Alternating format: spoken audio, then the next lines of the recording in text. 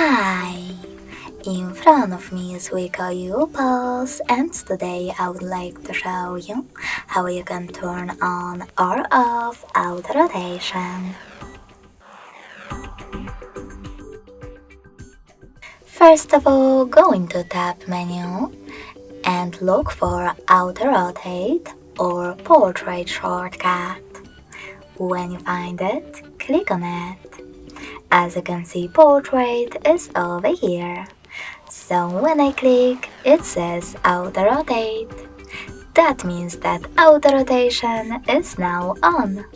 But you can always switch it off by tapping on Auto Rotate icon until it says Portrait. Thanks so much for watching. If you enjoyed this video, don't forget to leave a like, comment and subscribe. Bye!